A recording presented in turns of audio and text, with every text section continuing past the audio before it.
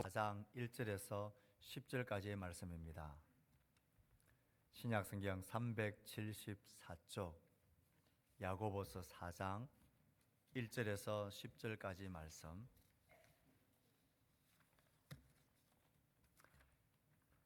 야고보서 4장 1절에서 10절까지의 말씀 한 절씩 교독합니다. 너희 중에 싸움이 어디로부터, 다툼이 어디로부터 나느냐? 너희 지체 중에서 싸우는 정욕으로부터 나는 것이 아니냐? 너희는 욕심을 내어도 얻지 못하며 살인하며 시기하여도 능히 취하지 못하므로 다투고 싸우는도다. 너희가 얻지 못함은 구하지 아니하기 때문이요 구하여도 받지 못함은 정욕으로 쓰려고 잘못 구하기 때문이라.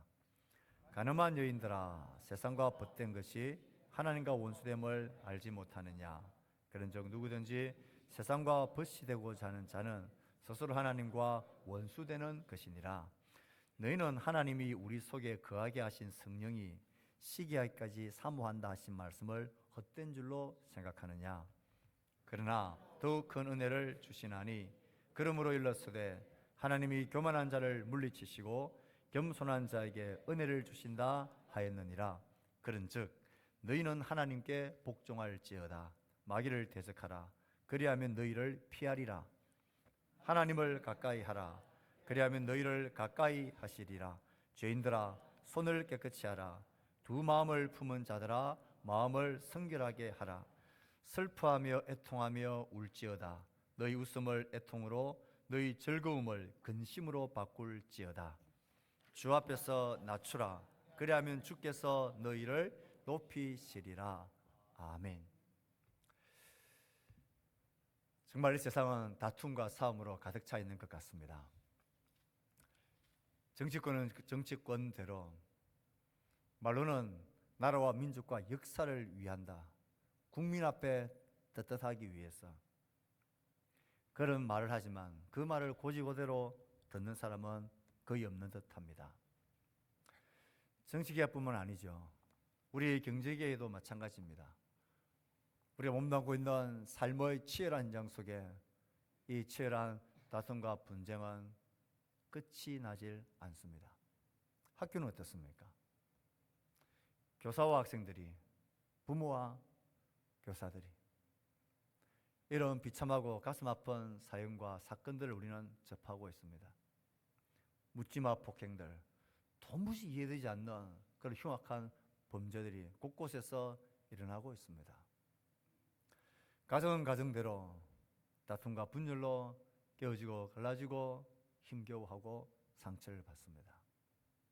교회 공동체는 분열과 다툼이라는 이 현실 앞에 우리의 신앙 공동체는 안전합니까? 나의 마음과 심령 속엔 미움과 다툼과 분쟁을 일으키는 요소들, 일들, 사건들은 혹 없습니까? 왜 이렇게 세상은 사람이 가득한 것만큼 아니 그 이상으로 다툼과 분쟁과 싸움이 이렇게 끊이지 않고 가득한 것일까요? 오늘 하나님의 말씀은 이 다툼과 싸움에 관한 그 근본적인 뿌리에 관해서 우리에게 이야기합니다. 우린 지금 야고보서의 말씀을 아주 긴 시간 살펴가고 있습니다. 야고보는 시험의 주제를 다루고 있고요. 우리가 삶 가운데서 일반적으로 가장 많이 그리고 심각하게 만나는 세 가지의 시험의 예들을 이야기하고 있습니다. 우린 그중 첫 번째인 말에 관한 시험들을 살펴가고 있습니다. 말. 이 말은 그 말의 뿌리인 근원인 마음에서 나옵니다. 마음에 어떤 지혜가 들어가 있느냐에 따라서 우리는 우리의 말이 생명을 살리는 지혜인지 다툼과 싸움과 분쟁을 일으키는 고통을 가져오는 지혜인지 결정이 납니다. 그래서 야고보는 말 그리고 마음을 다루고 그리고 그 마음에 어떤 지혜가 들어가 있는지 지혜를 이야기합니다. 하늘로부터 난 위로부터 난 지혜가 있는 반면 땅으로부터 난 지혜가 있습니다. 땅으로 난 지혜는 독한 시기와 다툼으로 분쟁과 죽음과 사망을 가져옵니다. 하늘의 지혜의 특징은 무엇이었습니까? 그 무엇보다도 성결함이었습니다. 그 성결하면은 화평, 관용, 양순이라는 이 겸비하고 온유한 특성이 있고, 그 하늘로부터 난 지혜는 거기에는 긍휼과 선한 열매는 가득하지만 편견과 거짓은 보이지 않는다. 그래서 하늘의 지혜를 따르는 사람은 한마디로 말하면 화평케 하는 자다라고 말했습니다. 화평으로 심어 의의 열매를 거둔다. 하늘의 지혜의 대표적인 성결로 시작해서 화평케 하는 자의 모습으로 끝납니다. 이제 우리가 살펴볼 이와 대조되어지는 땅의 지혜, 세상적 지혜의 결말은 어떤 것입니까? 하늘의 지혜는 화평케 하는 지혜이지만 세상의 지혜는 끊임없는 싸움의 정욕으로 다툼과 분쟁을 일으키는 지혜입니다. 오늘 우리는 이 말씀을 통하여서 도대체 왜 이렇게 세상엔 싸움과 다툼이 끊이지 않는지, 도대체 무엇 때문에 그렇게 싸우는지 그 뿌리를 볼 것입니다. 이 싸움의 정력으로 말미암는 모습이 사람들과의 관계 속에서 일상생활 속에서는 어떤 특징적인 모습으로 드러나고 있는지, 그리고 이런 싸움의 정욕에 물들어 있는 사람이 하나님을 향해서는 어떤 모습을 보이는지 우리는 이 두 가지를 살필 것입니다. 이 하나님의 말씀 앞에 겸비한 우리 자신을 세우면서 내 안에 싸움과 분쟁, 싸움의 정욕을 일으키는 이 원인, 그 뿌리가 여전히 남아있지는 않는지, 이 뿌리 때문에 사람들을 향하여서 그리고 하나님을 향하여서 이 싸움의 정욕이 드러나는 모습은 없는지를 살피며 우리 자신을 하나님 앞에 새롭게 하는 시간이 되기를 바랍니다. 1절 말씀을 보겠습니다. 시작. 너희 중에 싸움이 어디로부터, 다툼이 어디로부터 나느냐? 너희 지체 중에서 싸우는 정욕으로부터 나는 것이 아니냐? 반문하고 묻는 것입니다. 싸움이 어디로부터, 다툼이 어디로부터 나느냐? 도대체 싸움과 다툼이 어디서부터 무엇부터 나길래 이렇게 끝이 없는 것이냐? 왜 사람이 있는 곳에는 전부 다 끊임없이 다툼과 싸움이 가득하고 계속되느냐라는 질문입니다. 더 놀라운 질문은 오늘 말씀이 너희 중에 이렇게 이야기하고 있습니다. 너희 중에 싸움이 어디로부터, 다툼이 어디로부터 나느냐? 왜 너희 중에 이 싸움과 다툼이 끊임없이 나오고 있느냐? 너희 중, 이 너희들은 누굽니까? 세상 사람들을 말합니까? 아니죠. 이 야고보서 편지를 받고 있는 공동체는 교회 공동체입니다. 하나님의 복음을 위하여 믿음을 지키기 위해서 흩어지고 고난을 감수하는 지체, 신앙 공동체입니다. 근데 너희 중에, 이 신앙 공동체 중에 한 몸이라고 말하는 이 공동체 중에 도대체 이 싸움과 다툼은 어디서 비롯되어지는 것이냐? 싸움과 다툼이 우리의 마음 깊은 곳에, 우리의 삶 주변에 있는 것이 현실입니다. 도대체 그 이유를 야고보는 무엇이라고 말하고 있습니까? 싸우는 사람들, 다투는 사람들을 보면 각자가 이유가 있습니다. 그럴 만한 이유가 있고, 아니 남들이 다 호응하고 그래 너가 맞다라고 맞장구 쳐줄 만한, 내 편이 들어줄 만한 그런 이유들을 찾습니다. 그리고 그런 이유들을 전면에 내세웁니다. 국가와 민족과 역사를 위한다는, 그리고 내가 너를 위해서 한다는, 공동체와 진리와 믿음을 위해서 한다는 그런 이유를 다 대면서 서로가 싸웁니다. 야고보는 이 싸움의 가장 뿌리를 무엇이라고 말합니까? 너희 지체 중에서 싸우는 정욕으로부터 나는 것이 아니냐? 여기에 너희들 할 말 있니? 내 말이 틀렸니? 너희들 마음 깊은 곳에 웅크리고 있는 그 원인은 이 욕심 때문이 아니니 싸우는 정욕으로 이 싸움과 분쟁과 다툼이 나는 것 아니냐? 너 말은 그렇게 하면서, 너 그렇게 겉으로는 그렇게 합리화시키면서 정당성을 요구하며 너가 옳다고 말하지만 정말 그게 다니? 너희 마음 깊은 곳에 너희의 이기적인 욕심이, 정욕이 있지 아니하냐라는 것입니다. 개인적으로든 집단적으로든 공동체적으로든 야고보는 싸움의 뿌리, 다툼의 뿌리는 이 정욕과 이기적인 욕심이 그 안에 있다라고 말합니다. 가만히 생각해 보면 이 말을 부인할 수가 없습니다. 형제들이 싸우든, 부부가 싸우든, 부모가 자녀가 싸우든, 교사와 학생이 싸우든, 교사와 부모가 싸우든, 여야가 싸우든, 노동주와 기업주가 싸우든, 그 마음 깊은 곳엔 어쩔 수 없이 나의 편익과 이익과 나의 만족을 위한 욕심이, 정욕적인 이기적인 욕심이 자리 잡고 있습니다. 그래서 우린 싸우고 다투는 것입니다. 너희 중에 이런 싸움과 다툼이 이 싸우는 정욕으로부터 난 것이 아니냐, 이 말이 우리에게 무겁게 다가올 수밖에 없는 것은 싸움과 분쟁으로 얻어지는 것은 파괴와 해침밖에 없습니다. 더군다나 너희 중에라 했으니 이 교회의 지체는 한 몸이라 그랬습니다. 우리는 한 지체 안에서 한 몸으로 연결되어져 있는 한 생명입니다. 너가 곧 나고 나가 곧 너입니다.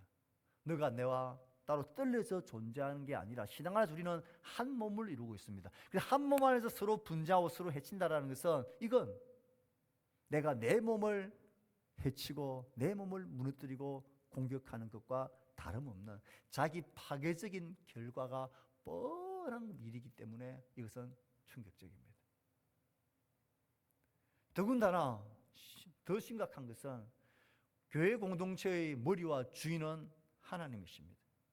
너희 중에 다툼과 분쟁이 싸우는 정욕으로부터 말미암아 있다라는 것은 지금 너희들이 무슨 짓을 하고 있는 줄 아니? 지금 너희들이 그의 몸의 머리 대신 하나님을 대적하고 하나님과 싸우고 하나님을 해치고 있는 일이라는 것 너희들 모르니? 그렇게 반문하고 있는 것입니다. 우리는 앞서서 하나의 혀로 영광의 하나님을 찬송하기도 하고 하나님의 형상으로 지음받은 사람을 저주하는 것이 가당치 않다, 합당치 않다. 하나님의 형상으로 지음받은 사람을 저주하는 것은 곧 그 사람을 지으신 하나님을 저주하고 하나님을 도전하는 것과 같은 것이라 했습니다. 똑같은 논리입니다. 한 몸인 우리가 머리 대신 주님을 한 몸으로 섬기고 있는 우리가 우리 중에 싸움과 다툼과 이 욕심과 싸우는 정욕으로 말미암는 이 싸움과 분쟁이 있다는 것은 이건 나를 내치고 너를 내치고 우리 공동체를 내칠 뿐만 아니라 하나님, 그 하나님을 전면으로 대적하는 가장 사탄적이고 마귀적인 파괴적인 그런 악이라는 것을 우리는 심각하게 생각해야 합니다. 그러므로 우리가 신앙생활하고 공동체 생활을 해 나갈 때에 아무리 옳은 주장이든 맞는 말이든 간에 분쟁과 싸움과 다툼으로 된다 싶을 땐 멈춰야 합니다. 하나님 나라 일은 결코 그렇게 자신의 몸을 해치고 하나님께 도전하고 하나님을 대적하면서까지도 이루어낼 아름다운 하나님 나라의 열매는 어디에도 없는 것입니다. 그 내용이 아무리 맞다 할지라도 태도가 틀리면 우리는 옳지 않은 것입니다. 자녀들이 부모를 해할 때에 누군가가 여러분을 대할 때에 그 말하고 따지는 내용이 틀려서가 아니라 그 태도가 틀렸을 때에 우리는 그 말 듣기를 싫어하고 고지고대로 들리지 않습니다. 그러므로 신앙이란 이름으로 믿음이란 이름으로 교회를 위한다는 이름으로 어떤 크고 작은 일을 한다 할지라도 어느 때라도 그곳에서 우리의 다툼과 분쟁으로 이게 나간다 싶거든 이건 멈춰야 될 때구나. 이건 내가 지금 잘못하고 있구나. 지금 나의 욕심과 정욕이 하나님의 이름을 삼켜버리고 있구나. 그걸 알아야 합니다. 사랑방에서든 기관과 교회 공동체 내에서든 어떤 아름다운 선한 하나님의 일을 한다 할 때에도 이런 다툼과 분쟁으로 번져간다 싶거든 우리가 지금 싸우는 정욕으로 잘못 가고 있구나. 그렇게 알아야 합니다. 그것이 하늘의 지혜입니다. 이렇게 싸움과 다툼의 그 뿌리를 싸우는 정욕이다 라고 분명히 정의를 하고 난 이후에 이런 싸우는 정욕에 이렇게 휘말려 있으면 그 사람이 사람들을 대하는 태도와 관계 속에서 나타나는 특징이 있고 하나님과의 관계 속에서 나타나는 뚜렷한 특징이 있다라고 야고보는 말합니다. 우선 싸우는 정욕의 모습이 사람들과의 관계 속에서 공동체 속에서 나의 일상 삶 속에서는 어떤 모습으로 구체화되고 드러날까요? 2절 말씀을 읽어봅시다. 시작. 너희는 욕심을 내어도 시기하여도 능히 취하지 못함으로 다투고 싸우는도다. 여기 욕심이란 단어 그리고 얻지 못한다. 살인 시기 그래도 취하지 못한다. 그럼에도 계속해서 다투고 싸운다. 이 모습이 싸우는 정욕에 휩싸여 있는 사람이 내 주위에 있는 사람들과 공동체와 일상생활 속에서 대하는 태도와 모습입니다. 이게 무슨 말입니까? 가만히 생각해 보십시오. 왜 욕심을 냅니까? 왜 싸웁니까? 왜 분쟁합니까? 시기하고 살인까지 하면서도 왜 그것을 취하려고 합니까? 그게 내 속에 있어야 내가 너보다 더 많이 가져야 내가 너보다 더 옳다는 인정을 받아야 내가 너보다 한 걸음이라도 위고 서고 앞에 서야 그래야 내 속에 기쁨이 있고 만족이 있겠다라는 생각 때문입니다. 많이 가지면 더 기쁨과 더 만족이 있을 것이라는 이 믿음이 싸우게 만들고 분쟁하게 만들고 심지어 살인하며 시기까지 했으라도 내가 그 만족을 누리겠다라는 마음 때문입니다. 그런데 비참한 현실은 그렇게 가져보면 내가 그렇게 취하고 싶었던 만족과 참된 기쁨이 가져지나요? 안 돼요. 조금 가져서 기뻤는데 금방 나보다 더 많이 좋은 것을 가지고 더 위에 있는 사람이 보이면 금방 시기와 미움과 또 다른 분쟁과 다툼의 쳇바퀴 속에 늪에 빠져들고 마는 게 우리들입니다. 우리의 마음은 우리의 생활 속에서 눈에 보이는 이런저런 것들을 남보다 더 많이 가짐으로 더 좋은 것을 가짐으로 내 속에 참 만족과 기쁨이 누려지는 그런 존재가 아니라는 것을 모르기 때문에 내 주변에 있는 사람들을 사랑하고 섬기고 동행해야 될 사람이 아니라 싸우고 분쟁하고 시기하고 살인해서까지라도 내가 그것을 빼앗고 내가 더 많이 가져야 된다라는 이런 오해를 합니다. 이런 거짓된 신념과 믿음 때문에 싸움과 다툼과 이 싸우는 정욕에서 벗어날 수가 없는 거예요.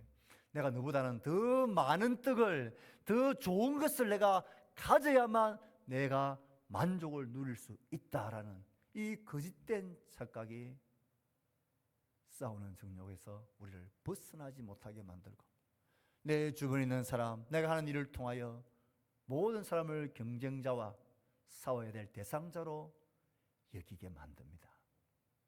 그러므로 그 마음에 뿌리는 사람은 더 많고 좋은 떡으로 사는 자다라는 이 신념입니다. 이 신념이 깨어지지 않는 한, 이 신념에서 벗어나지 않는 한 우리는 이 땅을 삶을 살면서 내 주변에 있는 사람들과 나의 하는 모든 일 속에서 싸움과 다툼과 분쟁, 이 싸우는 정욕을 결코 벗어날 수 없습니다. 하나님은 자기의 백성이 이 거짓된 신념을 깨치기를 원하십니다. 그래서 하나님은 이스라엘 백성들을 40년 동안을 광야의 길로 먹을 것이 없고 마실 것이 없는 떡이 없는 물이 없는 그 거친 광야의 길을 40년 동안 방랑하게 했습니다. 그 수업을 이스라엘 백성들은 제대로 잘 받지를 못하고 수료를 못했습니다. 그들은 먹을 것이 없고 마실 것이 없어질 때마다 우리가 이제 죽는다, 이것 없으면 우리는 죽는다라는 마음으로 잘못된 반응을 하나님께 이렇게 합니다. 민수기 11장 5절 6절에 그들이 먹을 것과 마실 것이 없을 때에 그들은 이 수업에 어떤 답을 적어냈습니까? 읽어봅시다. 시작. 이스라엘 자손도 다시 울며 이르되 누가 우리에게 고기를 주어 먹게 하랴. 우리가 애굽에 있을 때에는 값없이 생선과 오이와 참외와 부추와 파와 마늘을 먹은 것이 생각나거늘 이제는 우리 기력이 다하여 이 만나 외에는 보이는 것이 아무것도 없도다. 무슨 말입니까? 지금 내 눈에 보이는 것, 내가 원하는 나의 배를 부르게 하고 나에게 만족을 줄 만한 먹을 것들이 지금 여기 없으니까 여기는 내가 가야 할 곳이 아니다. 그 가나안 땅이고 하나님 약속이고 우린 그거 다 필요 없다. 나에게 만족을 줄 수 있는 이 맛있는 것들, 이 먹을 것들, 이 떡이 있는 애굽으로 다시 돌아가자.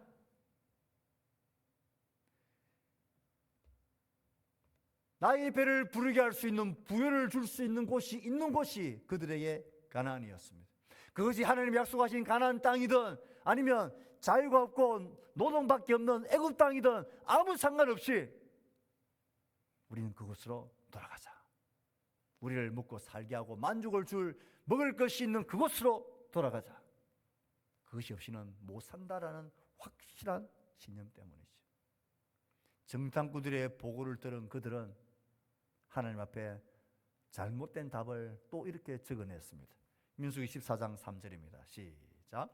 어찌하여 여호와가 우리를 그 땅으로 인도하여 칼에 망하게 하려 하는고 우리 처자가 사로잡히리니 애굽으로 돌아가는 것이 낫지 아니하냐. 이게 하나님이 약속하신 가나안, 소용없습니다. 이것이 우리가 섬겨야 될 우상인 바알, 그건 별로 중요한 게 아니었습니다.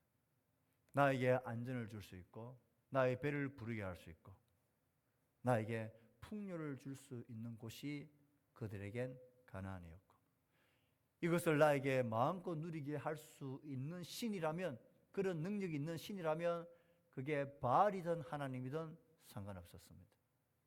그래서 애굽으로 돌아가자. 이 하나님은 우리를 죽이려고 이 광야에 그친 곳에 이끌었다. 그들은 하나님에 대한 관심이 눈꼽만큼도 없었습니다. 하나님의 마음은 잘 달랐습니다. 하나님이 왜 이들을 그치고 먹을 것이 없는 이 땅으로 그들을 가게 만들었습니까?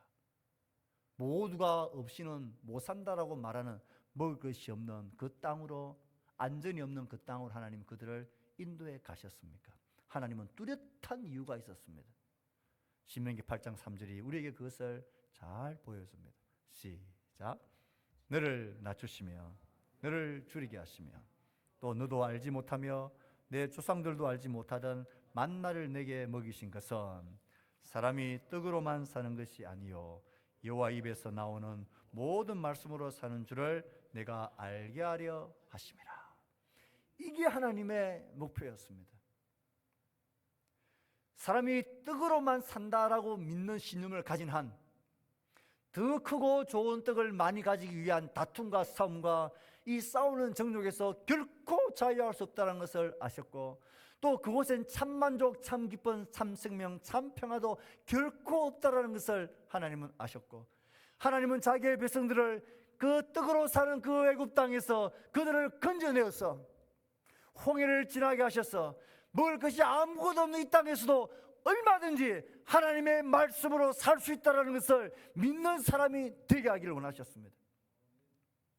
하나님의 말씀으로 산다는 것은 하나님의 말씀을 믿고 그 하나님을 사랑하고 하나님이 꿈꾸는 나라를 꿈꾸고 그 뜻을 순종하며 살아가는 것, 거기에 참된 만족이 있고 거기에 참된 기쁨이 있고 거기에 참된 내 삶의 의미가 있고 생명이 있다는 것을 진짜로 믿고 사는 자, 그렇게 사는 자가 되게 하기 위해서 하나님은 의도를 가지고 먹을 것이 없는 땅, 거칠은 땅, 위험하고 험한 땅, 배고픈 땅으로 그들을 가게 하셨습니다. 그곳에서도 나를 믿는 믿음으로 얼마든지 살 수 있다는 것을 보여주기 위해서. 그리고 하나님이 계신 곳이 가나안이구나, 하나님을 왕으로 섬기는 곳이 그것이 가나안이구나, 하나님이 주시는 떡이 중요한 게 아니라 하나님 자신이 중요하구나. 그 하나님을 믿고 그 하나님을 따르고 신뢰하고 살기만 하면 사람들이 죽고 못 사는 그 떡이 없는 곳에서도 우리가 얼마든지 살아냈지 않았느냐. 하나님은 그렇게 하실 수 있는 분이 아니냐. 이 싸우는 정욕에서 우리를 자유케 하기 위해서, 이 싸움과 분쟁의 끊임없는 늪 속에서 우리를 건져내기 위해서 하나님은 자기의 백성을 광야로 걷게 하셨습니다. 혹 내 삶이 지금 광야 같은 여정을 걷고 있지는 않습니까? 건강의 아픔의 광야들, 배움과 배고픔과 돈의 이 부족함의 광야들, 외로운 광야의 길을, 이리 내 뜻대로 내 마음대로 잘 되지 않는 답답한 광야의 길을 우리의 자녀들과 우리의 가족들과 내가 속해 있는 공동체의 모습들이 혹 그런 것 때문에 내 마음이 힘겹지는 않습니까? 하나님이 능력이 없어서 하나님 여러분을 사랑하지 않으셔서 그 길에 버려두신 게 결코 아닙니다. 하나님은 사람이 떡으로만 사는 것이 아니라 하나님을 말씀으로 사는 존재라는 것, 거기에 참 만족이 있다는 것을 알기를 원하십니다.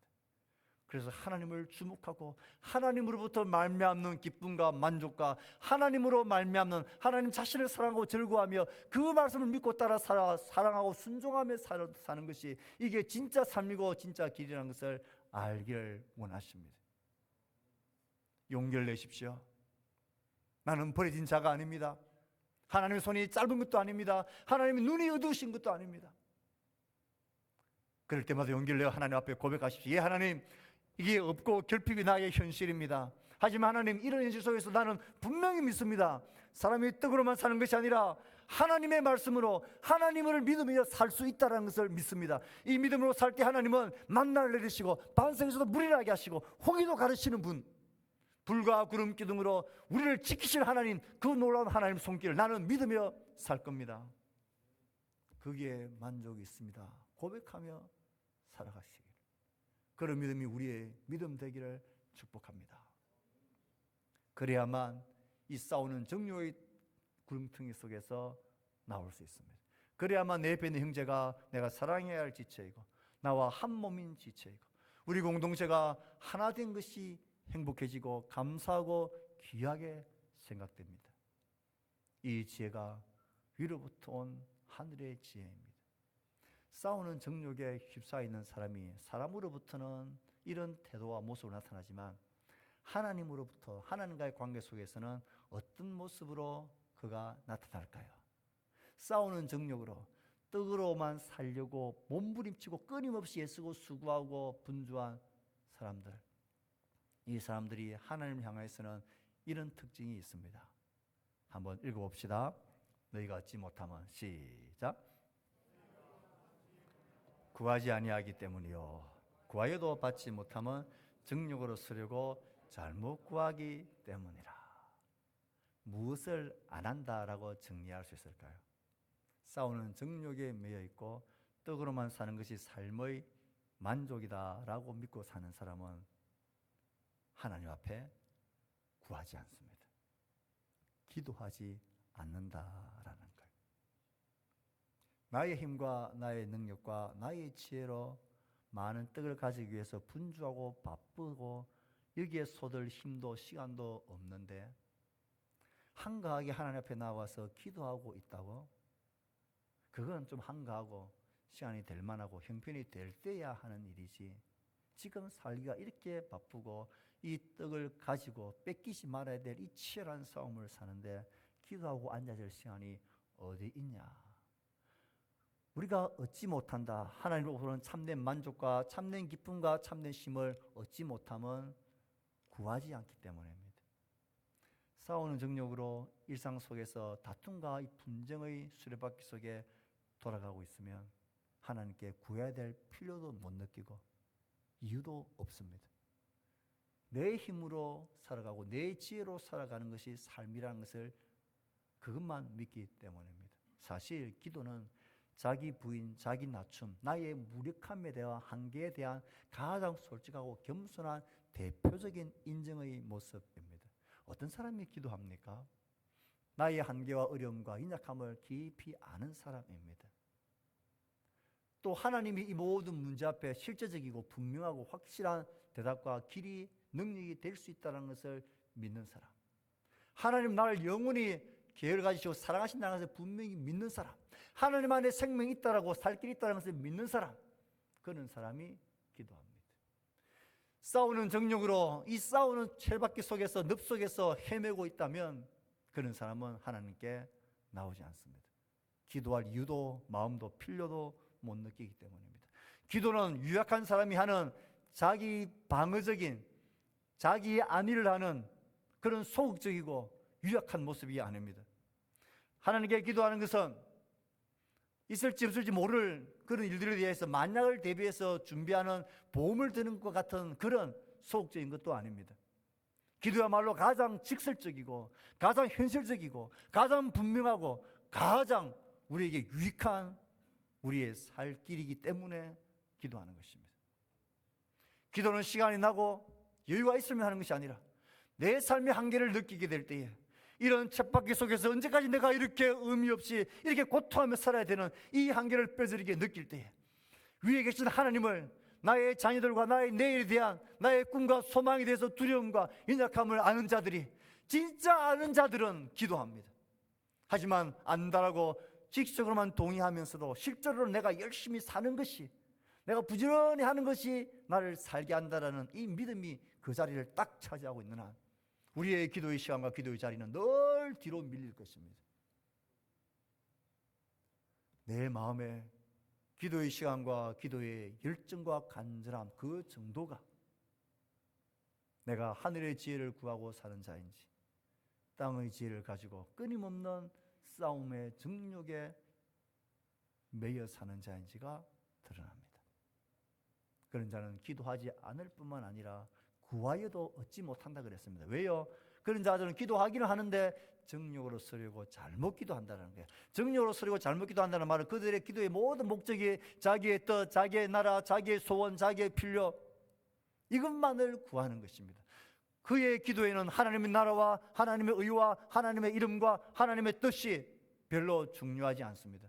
하나님의 능력이 있는 건 좋습니다. 하지만 그 능력을 하나님, 내가 원하는 내 뜻을, 내 목적을 이루기 위해서 하나님 그걸 사용해 주십시오. 내가 주인이고 하나님 나의 종입니다. 그런 기도에 하나님은 별로 관심이 없으십니다. 그런 기도에 하나님은 응답할 리가 없습니다. 그래서 구하여도 얻지 못하는 것입니다. 싸우는 정욕에 매여 있는 이 사람의 하나님을 향한 대표적인 모습은 구하지 않고 구하여도 정욕으로 쓰려고 잘못 구하여 누리지 못하는 그런 사람입니다. 하나님 우리에게 바른 기도의 삶, 쉬지 않고 기도하라는 것은 많이 기도하라는 게 아니라 바르게 기도하라는 것입니다. 말을 많이 하는 기도가 아니라 먼저 하나님 나라와 그 의를 구하는 기도를 하라는 것입니다. 그러면 하나님은 사람들이 그렇게 죽고 못 사는, 그것이 없으면 안 되겠다라는 그 모든 필요와 뜻들을 하나님은 주시겠다고 약속하셨습니다. 우리 이 하나님을 믿는 자들입니다. 이것을 진짜로 믿고 이것이 진짜 나의 삶의 실제가 되는 것이 하늘의 지혜를 따라 사는 삶입니다. 말씀을 맺을까 합니다. 사랑하는 성도 여러분, 이 세상은 어디 언제 어디서나 싸움의 정욕에 매여 있습니다. 다툼과 분쟁의 그 뿌리는 자기 사랑, 자기 욕심, 싸움의 정욕 때문입니다. 우리가 만약에 떡으로만 살 수 있다라는 이 확실한 믿음을 버리지 않는 한 이 싸움의 처참한 수레바퀴 속에서 우리는 빠져나오지 못할 겁니다. 거기에는 아무 노력해도 얻지 못하고 만족, 기쁨 없습니다. 하나님 거기서 나와 하나님을 믿는 믿음으로 너희의 정욕을 구하지 않고 하나님 나라 의를 구하는 하늘의 지혜를 가진 자로 살아가라 말씀하십니다. 사랑하는 성도 여러분, 9월 세 달이 되었습니다. 여러분의 삶 속에 기도의 시간들을 회복하십시오. 교회 공동체의 새벽 기도, 그리고 금요 밤 기도. 여러분 기도는 여유로울 때 그냥 참석하고 그냥 선택할 수 있는 것으로 삼지 말고 가장 강력하고 가장 실제적이고 가장 하나님의 능력의 손을 경험할 수 있는 하늘의 지혜로 사는 분명한 길이라는 것을 알고 기도하는 일에 여러분의 마음을 다하고 다시 기도의 자리를, 지혜 있는 자의 자리로 돌아오십시오. 기도가 있는 그 삶 가운데 하늘의 놀라운 일들이 펼쳐지게 될 것입니다. 이 믿음으로 사는 우리 모두가 되기를 주의 말씀으로 축복합니다. 우리 주님 말씀을 생각하며 우리 응답하는 찬양을 합시다.